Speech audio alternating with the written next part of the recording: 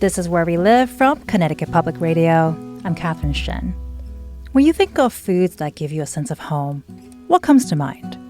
Culturally connected foods are those essential ingredients, dishes, and tastes that connect you back to your heritage and cultural identity.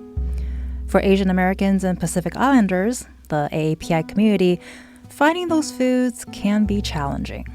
In May, I hosted a panel discussion called Cultural Food Systems Through the AAPI Lens. It was held at the Legislative Office Building in Hartford. We talked about ways to expand access to these foods and increase food security for all communities in Connecticut. We'll hear from Mia Iyer, who's a policy manager at the Asian and Pacific Islander American Health Forum, Dr. Helen Wu, associate professor of psychiatry from UConn Health, Quan Tran, senior lecturer in ethnicity, race, and migration at Yale, and Vaicheth Im, who is a Connecticut organic farmer. Let's jump in. And so I thought I would start off the conversation by asking the question of the day. And the reason why we're even here today is, what are culturally connected foods? And why does it matter that we have access to them? So I thought we'd start with Vaicheth. We're making eye contact, so you're going to go first. So to me, it's really about keeping our culture, preservation, heritage alive. It's important. I cannot eat mashed potatoes. I mean, I'll eat it for fun, but I won't feel filled. I need rice, a stir fry, a stew, or a soup, or something like that. It's definitely very important. If you look at the pockets of diversity in Connecticut, in the Hartford area, and now I'm resettled in New London County, and I see all the different Asian stores. So my next journey is actually going into the stores and surveying where they're resourcing their produce and things like that. But it's us feeling that we're connected to our roots. It's a sense of home. It's a sense of mom. It's a sense of our grandma. It's the stories that we eat together, and it's not mashed potatoes. So for me, sorry. I know what you mean when you said that. I love mashed potatoes myself. If you want me to have it every meal, I'm not sure I can quite handle that, culturally speaking. And so, Dr. Wu, let's go to you next. What, from your perspective, what's your idea of a cultural connected food system, and why does it matter that we have access to them? When I first think about this question, of course, I love Chinese food and I cook it every week. And when I first think about it, is why do we want to address this issue? So who are we in America? So from my health perspective, I always trying to think, why do we want to study this? So what about the health issues? What about who we are? So, this is something when I first started, I love the obesity map. This is from CDC and the most recent data. And you can see all the red line is over 30% of obese rate. And then looking at the AAPI population is all green. We look pretty good, right? Why do we want to study Asian? Why we want to change lifestyle? So I started looking, and when we talk about this, so let's see where I come from. So in Southeast Asia, we have Central Asia, Eastern, Southwestern, and so it's a big area.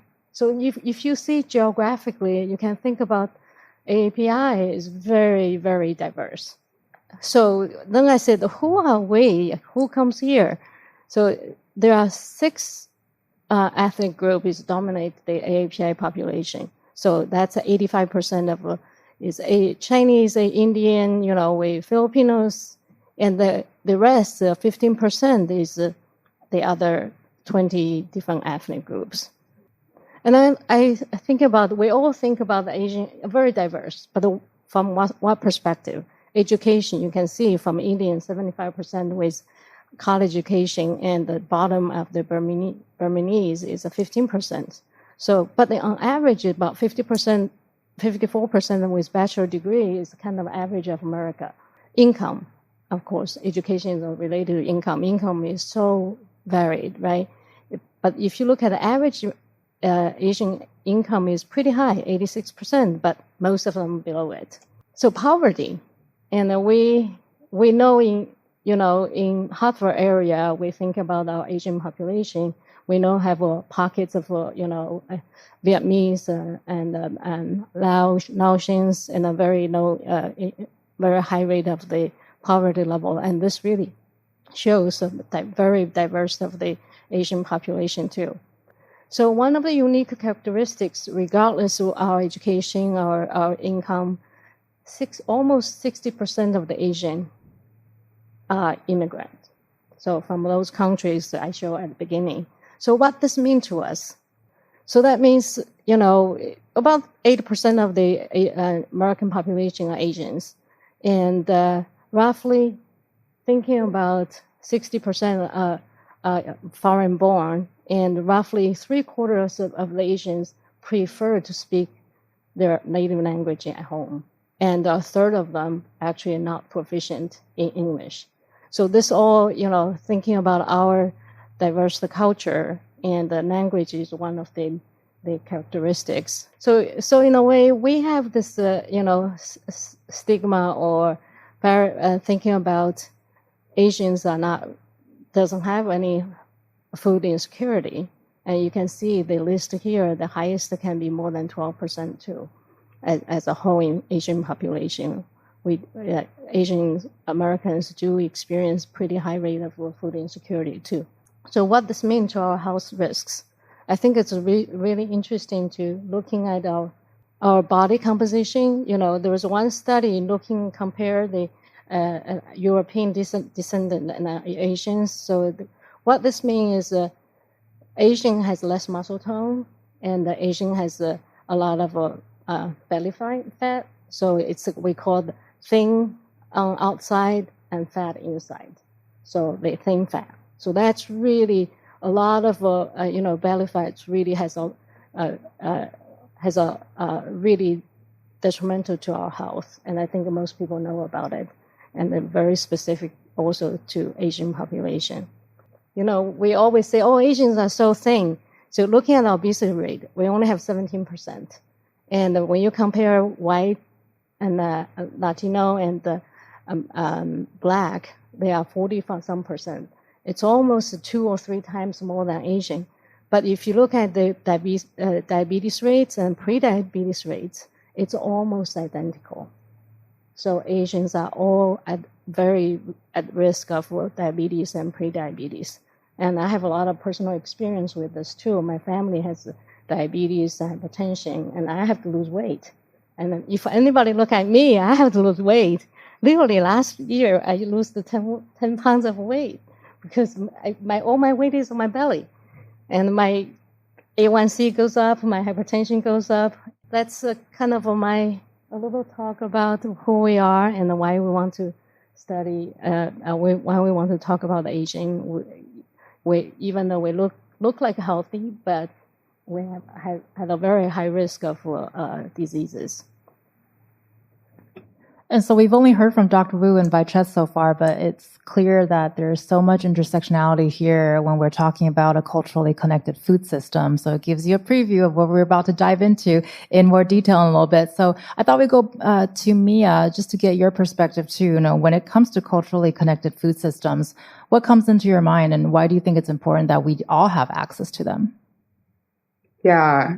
Well, food is such an important way for communities to connect. And I know this personally. It's been an important way for me to connect to my family. I actually grew up in rural East Texas. That's like close to Louisiana. So our closest Asian grocery was in Houston, which was a 4-hour round trip away. So I have distinct memories of like filling up a giant plastic cooler in the trunk of a car with like ice so we could stockpile enough Asian groceries to like last us for weeks. But like, all that to say, most importantly, AAPI populations have long faced systemic barriers, right, to healthcare and have been disproportionately impacted by chronic diseases, as you've seen. So, like it was mentioned, like it's so important for us to fight against the model minority myth here too. And barriers in food systems are no different. And I think we're here today because we know that culturally appropriate food systems are an essential part of this conversation around health equity. And Quan, would love your thoughts on this too, in terms of how would you define culturally connected food systems? And can you also talk about what does the AAPI cultural food system look like here in Connecticut? Yeah, sure. All that's been said are really important angles for us to think of cultural food systems, culturally connected food systems. And then to me, they are then right, and really dynamic and rich with like stories, possibilities, but also challenges, especially when it comes to a lack of access to culturally connected food systems. One way that I like to think about this conversation on this topic is to think of the concept of, food desert and food oasis. So Megan opened with thinking about food desert, right? And Dr. Wu and Mia also talk about like the needs to have to drive miles and miles and pay loads of money in order to acquire food that are culturally substantial to one's communal diet. I also wanted to think about the notion of food oasis as a part of this culturally connected food systems, right? So for me, cultural food oases are the various sites in different pockets that are scattered, but they're also connect through an interesting kind of web and network of connections where we do have access to culturally appropriate food, right? Where there are members of our communities who are constructing, building, creating spaces where whether it's individually, families can have access to these foods, or collectively, communally, thinking of community gatherings, thinking of, even restaurant spaces as sites in which some of these oases can be created and sustained. So I've been working on mapping what I see as the different nodes of the food systems that Center AAPI experiences. So in Connecticut, what we see is a dramatic growth of AAPI food spaces over the last 2 decades. This was a surprise to me because to be honest, I'm a Californian transplant. So one of the first kind of reservation that I had in terms of moving to Connecticut was the fear that I would be entering a cultural food desert. In comparison to the kind of foodscapes that I was familiar with in California. But thankfully, that sort of formulation was part of my own ignorance, but also because it was a very California-centric way of thinking about food and food systems in these ways. And so in the last couple of years, I've been spending more time researching about the food systems in Connecticut. And what I've been able to do is just to kind of make some categorization as well as just taking stock of what the foodscapes in Connecticut look like in terms of AAPI population. What I've learned is that our AAPI food systems here in the state is deeply entwined within, the highly complex and intricate national and global food systems. So we cannot think of AAPI food systems in Connecticut within a silo. So these maps can kind of help you visualize some of these things. So by my count, there are about 1,000 or more AAPI restaurants in Connecticut, representing about 10% of the total Connecticut food establishments. This is actually, so the total establishment number is about 10,000 restaurants in Connecticut altogether. And this is the number that's really impressive because 1,000 out of 10,000 is 10%, right? But the API population in Connecticut is only about 5% of the state. This kind of, ratio of representation tells us something interesting about the ways in which restaurants, API owned restaurants in Connecticut, offer us a kind of a different lens into, it's not just the numerical significance of AAPI bodies, but it's also the numerical significance of AAPI establishment across the state. And then I'd also look at historically, right, that we've been in the state for a long time. And when I talk about food trends and food growth of AAPI communities over the last 2 decades, I have to also remind us, some of the earliest Chinese restaurants in Connecticut were established at the end of the 1800s in places like New Haven and Hartford. So that means that AAPI Food Waste in Connecticut has such a long history.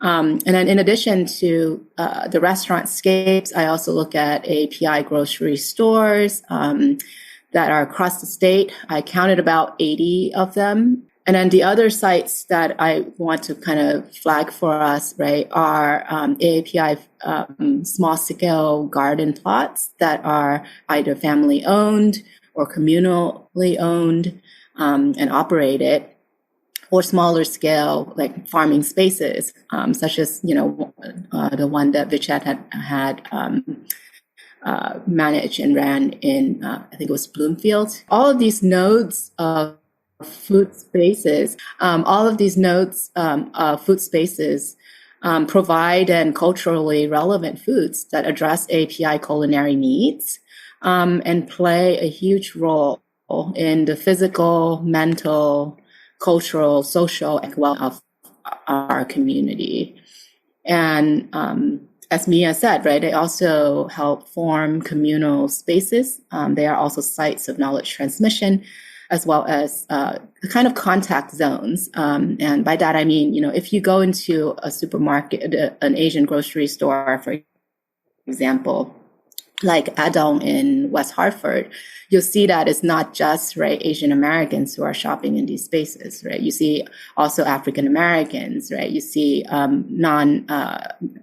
Latinos shopping there. You also see Caucasians shopping there. So in some ways, these sites of food related locations allow us to kind of have a much deeper and complicated and multi-layer understanding of what constitute AAPI food systems. I just wanted to add that I feel a little bit called out with that California-centric thought processes of judging a place, because not gonna lie, I was one of them, and I'm pleasantly surprised at the options that we have here in Connecticut. I think it's amazing to hear that we have about 10% of culturally connected food restaurants here. That's pretty amazing. So, yay! And I mean, what an interesting thought in terms of what we have here already. But something needed to be started in order for us to continue it and to improve it and to grow it. And Bacheth, you mentioned earlier too, I'm really excited to see what your process is like in terms of going into groceries and grocers and figure out where they're sourcing their food. So I thought it would be great if you can talk about the importance, or why is it important for us to have farming practices that are deeply rooted in cultural knowledge, such as old traditions, or even thinking about our relationship with the land. Because regardless of what culture you're in, all foods come from the ground, and there are people who make that happen. When I was in the process of knowing that I was going to lose the land, I was on a spiritual journey. And then I did some ancestral healing, which I learned, oh, Mom, you are from the village in Cambodia where you lived off the land. Because some people, when I tell them I'm a farmer, especially Asians, they're like, what? Why would you want to be on the field all day like that? Like, I'm like an audible.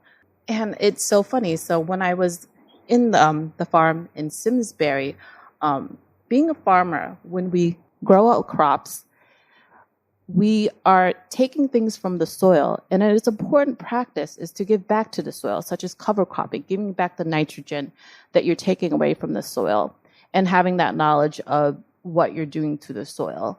It's good food, there's a cost to it. Cheap food, there's a cost to it.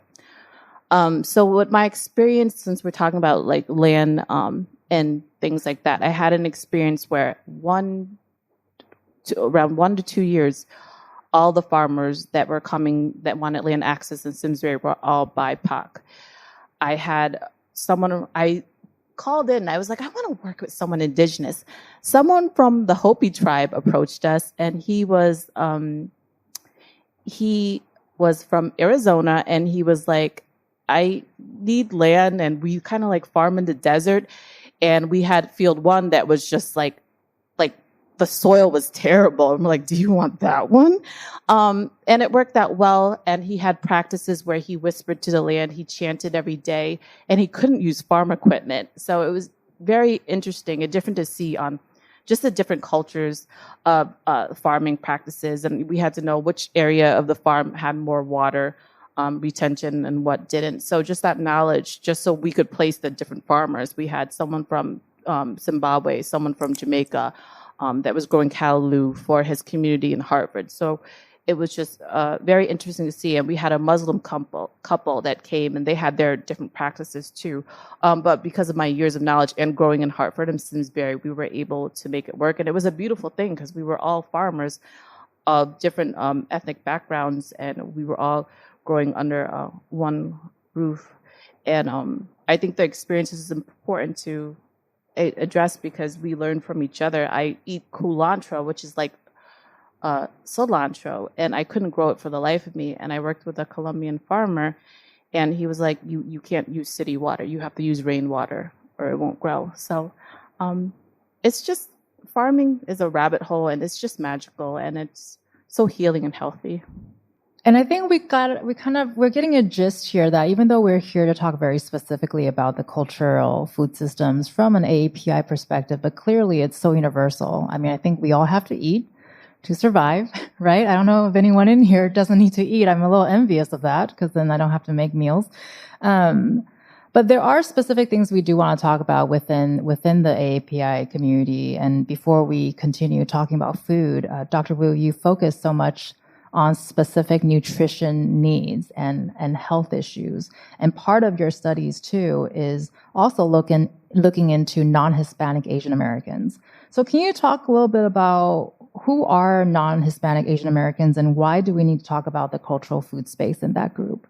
So thinking about food, and I just think about my mom's stir fries. And when I first came to this country and there's no restaurants or anything, and I have to learn how to cook Chinese food.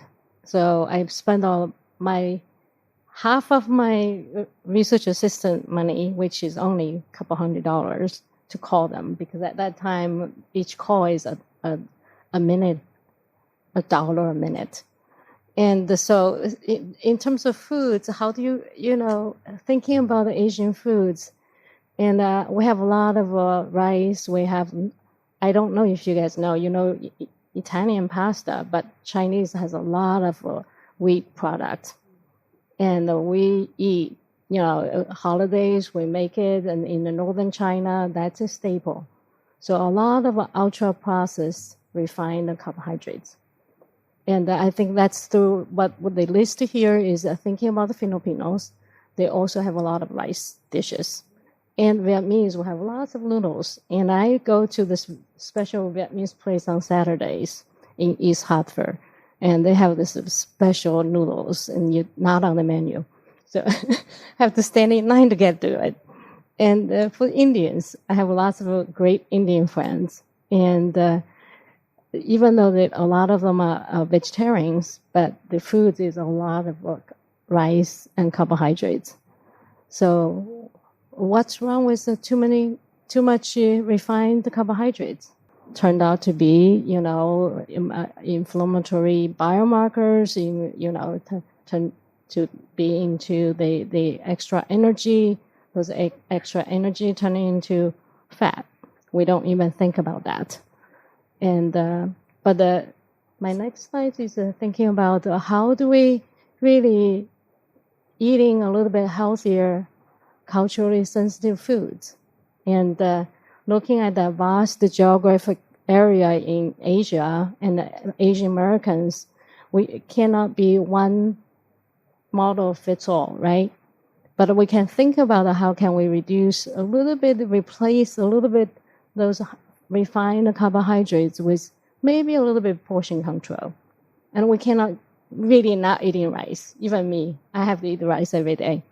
And even my husband and my kids don't eat it. I want to keep that little rice to myself. But portion is really important. It's hard to think. Right now I'm working with my friends back in China too. And they have, our age, they look very healthy. They do dance, they do a few things, but they all have hypertension, diabetes. And that's also translated into America, even in a way. Besides rice, we also eat all those snacks. Those even the healthy $100 little snack pack, it's all refined carbohydrates, and it's very hard. So I have been working in Hartford for the last many years about in African American community, and just changing behavior is very difficult. But we want to change healthier cultural foods if we can eat a little healthier. Just eating a little bit more green and eat a little bit more fruit and slightly a little less salt. And I have to have another confession is I don't use salt, but I use tons of soy sauce. So which is not, I'm like, I need to change that too. So cultural foods is embedded in us, but I want to have tasty food. We trying to the fresh vegetables we grow in Hartford. We actually grow Asian foods too. Thinking about the cultural foods, and it's all intersectionality there too, because we grow like Asian grains, and my African American friends love it, and they ask for it. So I was thinking about culturally sensitive foods. Sometimes, like you said, bitter melon. Indian eats it, and everybody have it. So maybe we can open up our palates to a little bit healthier other foods. We can learn from each other too, and expand our palates to more culturally sensitive food.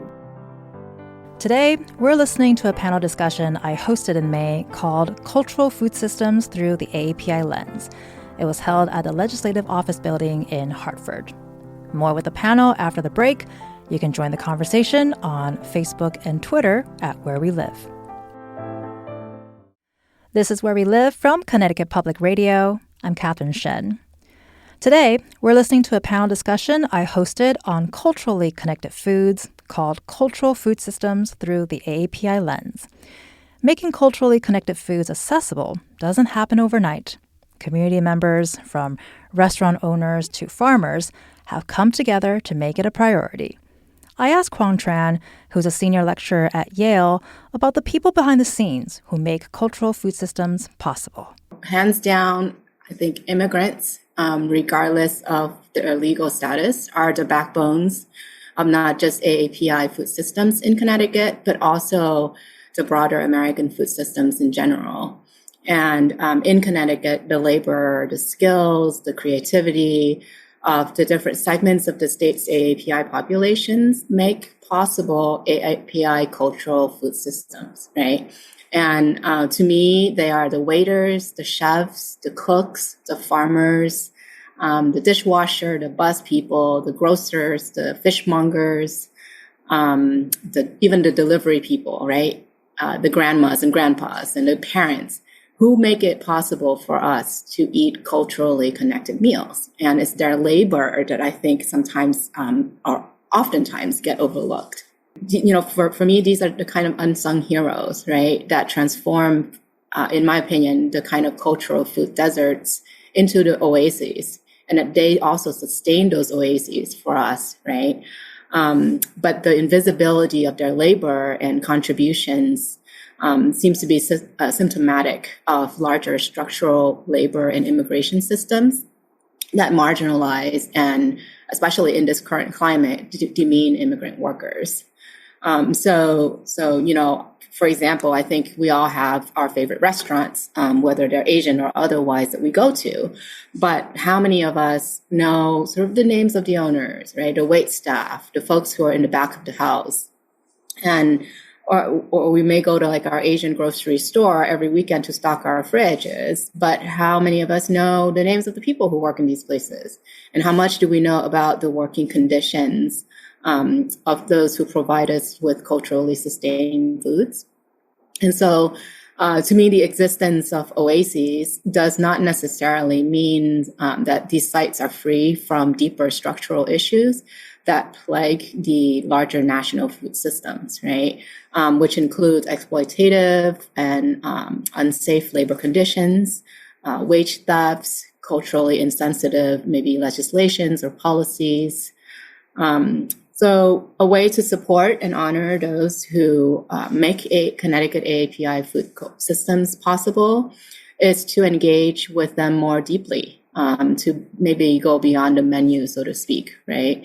And to practice a kind of ethical consumption, meaning asking where our foods come from, who has the hand in making it, and what are the conditions of the making of that food. Are these conditions just?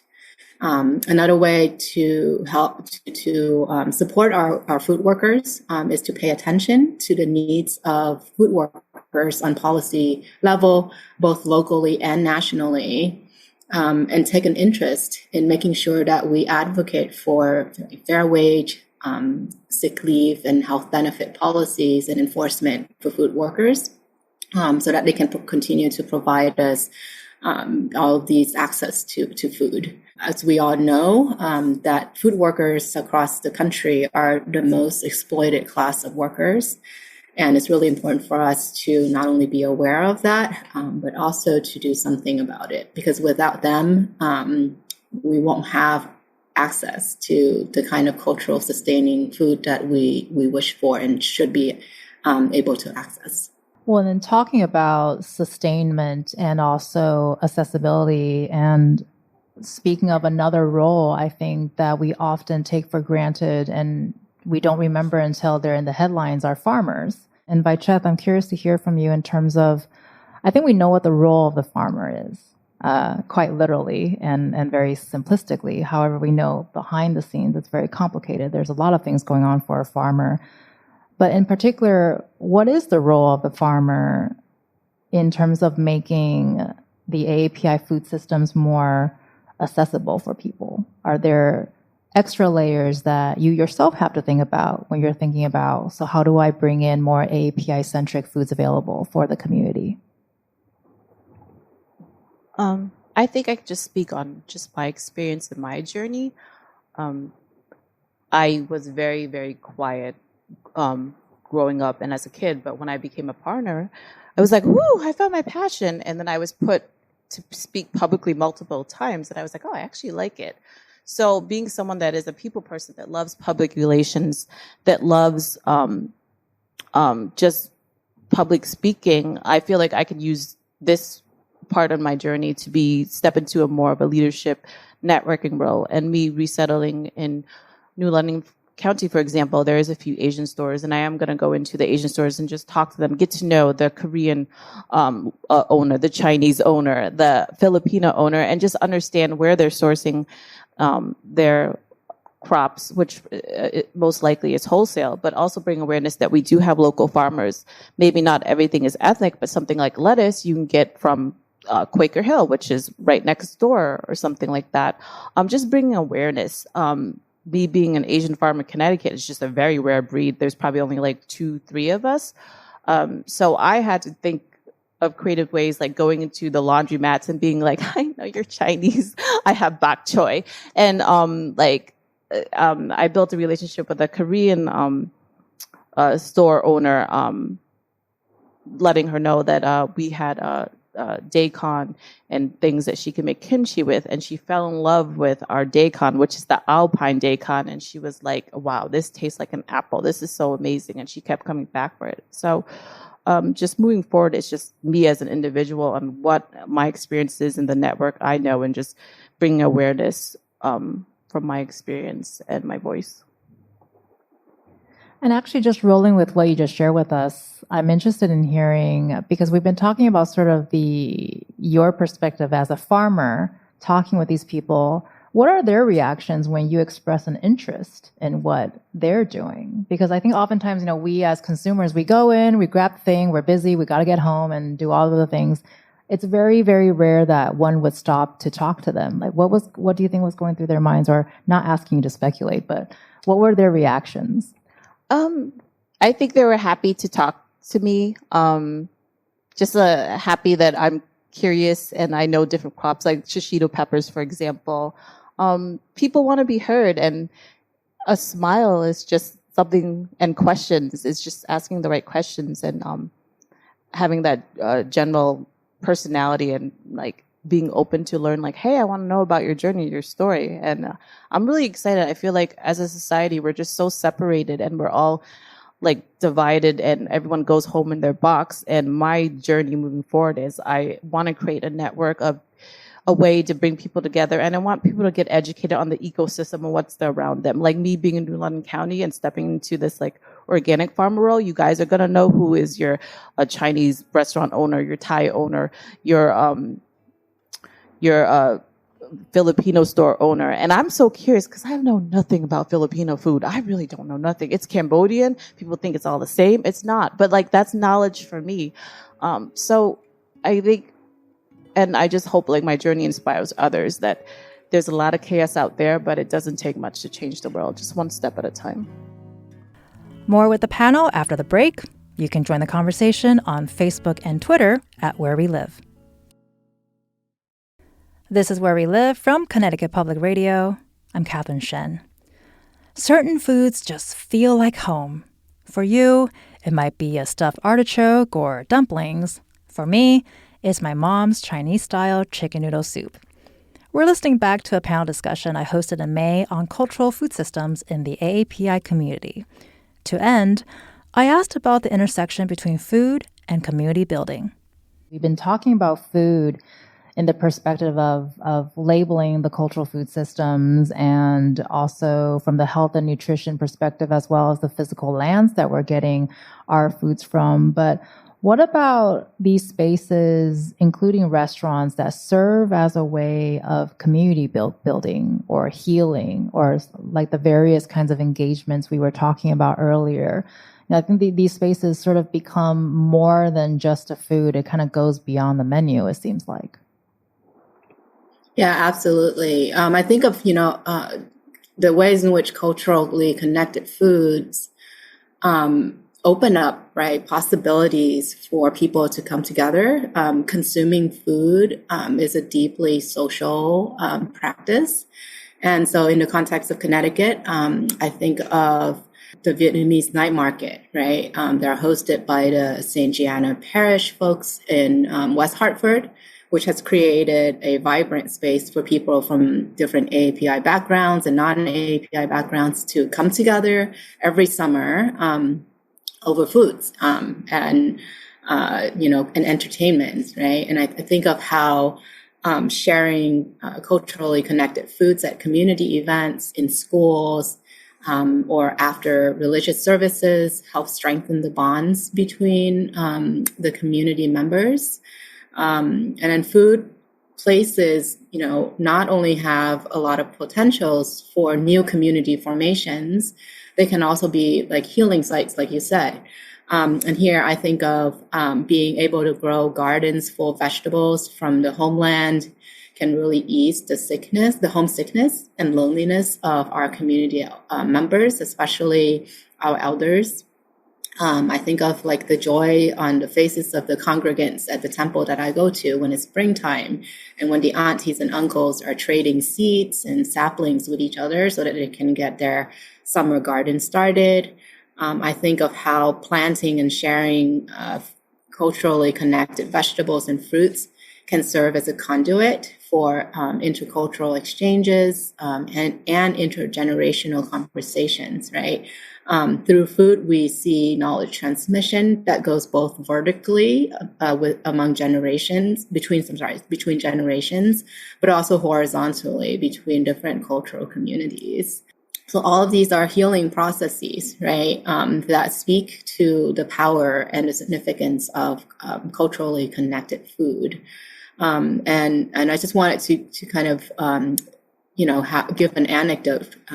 So during COVID, I was really, really afraid that many of the Asian American restaurants that I know might fold. And I managed to sweet talk myself into the famous pho place that Dr. Wu mentioned, and just kind of like hang out and got to see, and see how they managed during this time.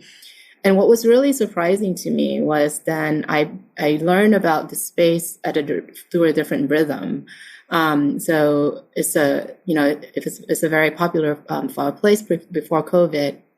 And if you go in there, there's a lot of waiting times, and you eat and then you go, right? So that's a very kind of transactional kind of situation. But during COVID, they hardly had any customers in because of the social distancing laws. But what I was able to see was a different kind of community formation that has been taking place in the space, but I didn't see that as community formation until sort of COVID put a different lens on it. And that community formation was that, they had regulars who would go in and get their takeout orders. Some of these regulars actually know each other, and they were having conversation about how they actually missed the Sunday where they all would see each other on kind of a regular basis. And so for me, the community aspect of food can be super empowering and can be super surprising in many different delightful ways. And those are the kinds of potentials that I think we can keep in mind when we think about food as a kind of multi-dimensional, right, site of belonging and surviving and thriving. And so that's kind of, we've been talking a lot on physical health, so that sort of touches on the mental health aspect as well. And actually, as you were speaking, Kwan, inspired a question for Vaichetha, actually, because you talked about farming and farmland as healing for you. Sort of with what Kwan was building on, would love to hear from you too, in terms of what's the healing like being on a farmland or putting your hands in the dirt. What is it like for farmers to sort of go through that while you're laboring to provide food? It is also healing at the same time. Well, for me, I've always been such a deep thinker and like had a save the world complex, which I think a lot of us here do. So when I became a farmer and I touched the soil and I saw that these little seeds became crops, and I did that myself, and I saw my rows of tomatoes, peppers, greens like bok choy, tatsoi, kamasuna, which are all Asian greens I named. I just remember my first year, and I was just like, oh my God, I'm cured of my depression. I had purpose. And then when I saw other farmers come and grow food that connects them to the land, like Sean from the Hopi tribe and Juliet from Zimbabwe, and just the power of her growing African corn on our land, and just seeing that it just brought communities from miles away looking for this African corn. It's another way to connect you to home. I think as humanity, we're not really supposed to be on the screens on our phone, or like, even us being here under like this building, it's an artificial stress. I think our nature is being connected to Mother Earth. And I think with the state of the planet, I think she's calling us back and she wants us to do a recheck. So, yeah, it's just part of who we are, I think. And Meg, I want to throw this out to you, or sorry, Mia, I want to throw this out to you too. I work with a lot of Megs. Apologies for that. Do you have a story or a memory or a moment when you remember walking into a cultural space or a restaurant and you felt like at home, or maybe seeing the owner, they came over to talk to you, and suddenly you're transported to a different place, or you're in a healing space yourself? Ooh, that's such a good question. Man, this makes me think of a time I was a kid, and for some reason, my parents and I were in Florida, but like kind of rural Florida. And there was a place called, randomly we're driving by a place called Oyaji, and in Japanese that means like uncles. And we were like, this place has got to be legit. Like, that's such a great name. So we walk in, and this guy is actually from the same area of Japan that my mom came from. And so they start chatting, and it was just the most beautiful, unexpected surprise. And it felt like safety. It felt like community in a place that was unexpected. And it was really beautiful. Yeah. And Mia, actually, while I have you on the mic, because you work a lot in the federal policy space, so I kind of want to get into the legislative sort of area here. Can you talk about if there are any federal policy efforts happening right now in relations to cultural food systems, especially since this is certainly a conversation that's happening now more than ever?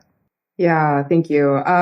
There's definitely a lot to say at the federal level about just wellness and support for food right now. Of course, I'm sure you've heard of the potential impending cuts happening to SNAP and Medicaid, but I do also want to highlight some good news this year. I think just like a few months ago, which is the largest ethnic e-grocer in the U.S., is now accepting SNAP or EBT benefits, so it's easier for Americans to access culturally diverse groceries. I'm not sure if anybody's tried using it before, but I know a friend of mine here in DC uses it for hot pot nights because it's some of those ingredients are tough to find in the middle of DC, but I also wanted to speak to the Health Equity and Accountability Act in terms of federal nutrition proposals.